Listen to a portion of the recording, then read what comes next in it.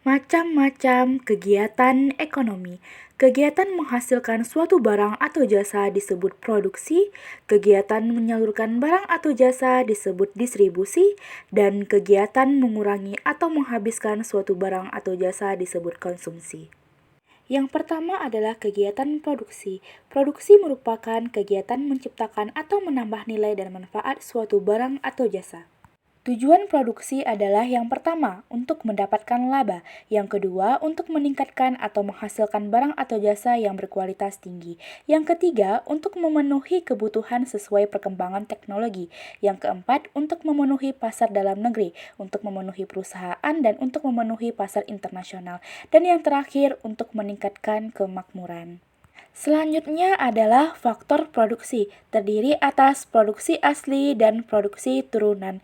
Produksi asli terdiri atas sumber daya alam yang didapatkan dari alam di sekitar kita dan sumber daya manusia yang didapatkan dari tenaga kerja. Yang kedua adalah produksi turunan, terdiri atas modal, yaitu alat yang dipergunakan sebagai penunjang dari proses produksi, dan kewirausahaan, yaitu kemampuan pengusaha untuk mengolah faktor produksi sehingga dapat dilakukan secara efektif dan efisien. Jadi, teori perilaku produsen yaitu penjelasan mengenai tingkah laku produsen dalam memproduksi barang dan jasa yang mengupayakan untuk mencapai efisiensi dalam kegiatan produksi. Produsen berusaha menghasilkan barang dan jasa bermutu dengan mengkombinasikan faktor-faktor produksi secara efektif dan efisien. Bidang-bidang produksi terdiri atas produksi primer, produksi sekunder, dan produksi tersier. Produksi primer terdiri atas produksi ekstraktif dan produksi agraris. Produksi ekstraktif yaitu usaha untuk mengambil alam secara langsung. Contohnya adalah produksi pertambangan. Yang kedua adalah produksi agraris, yaitu usaha mengolah alam hasil dari tumbuhan dan hewan. Contohnya adalah perkebunan. Yang kedua, produksi sekunder terdiri atas bidang industri, yaitu usaha untuk mengolah bahan mentah menjadi barang jadi. Contohnya adalah pertekstilan. Yang kedua, bidang perdagangan, yaitu usaha untuk membeli barang dan menjualnya kembali tanpa merubah bentuknya.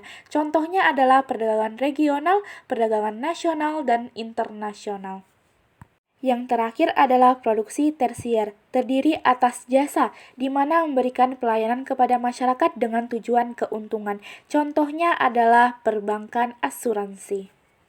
Selanjutnya adalah kegiatan distribusi. Distribusi adalah kegiatan menyalurkan atau menjual barang dan jasa kepada pemakai akhir atau konsumen. Distribusi terbagi menjadi dua, yaitu distribusi langsung, di mana distribusi langsung dilakukan antara produsen dengan konsumen secara langsung. Yang kedua, distribusi tak langsung, di mana penyaluran barang yang dilakukan antara produsen dengan konsumen yang dilalui oleh suatu perantara. Perantaranya dapat berupa agen, pedagang besar, pedagang kecil, atau pengecer sampailah ke konsumen.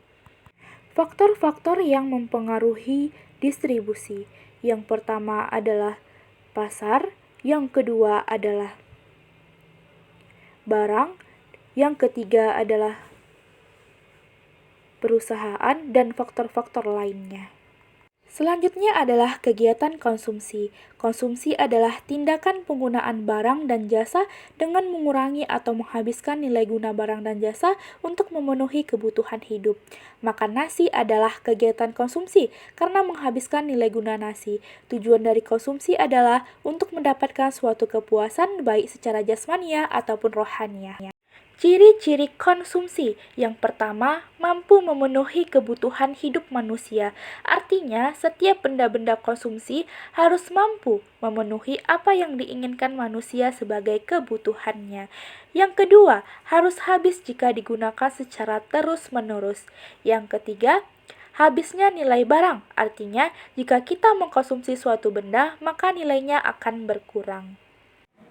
Pelaku ekonomi dan kegiatannya dalam ekonomi terdiri atas yang pertama rumah tangga produsen, yang kedua rumah tangga konsumen, dan yang terakhir pemerintah.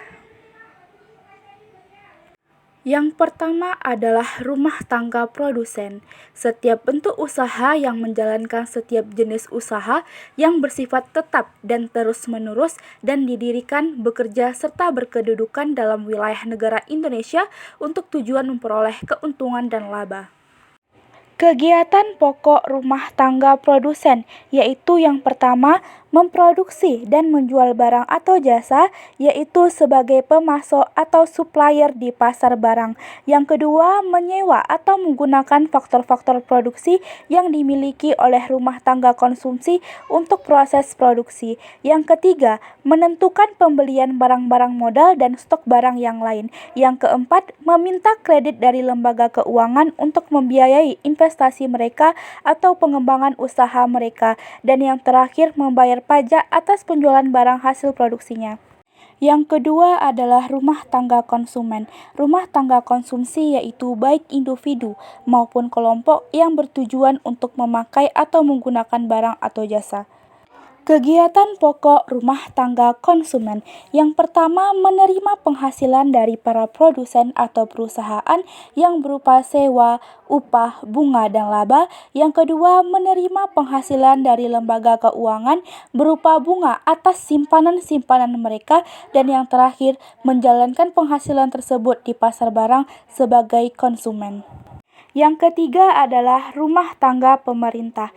Indonesia yang menganut sistem demokrasi ekonomi, pemerintah memegang peranan penting dalam kegiatan ekonomi yang ditujukan untuk menentukan kebijakan-kebijakan di bidang ekonomi.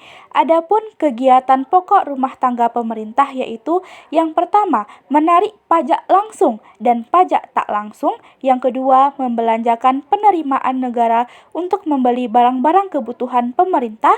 Yang ketiga, meminjam uang dari luar negeri. Yang keempat, menyewa tenaga kerja. Dan yang terakhir, menyediakan kebutuhan uang kartal bagi masyarakat. Penugasan, silahkan mencari informasi mengenai pelaku masyarakat luar negeri dan kegiatannya dalam ekonomi. Dan setelah mencari informasi tersebut, silahkan anak-anak ibu untuk membuat videonya.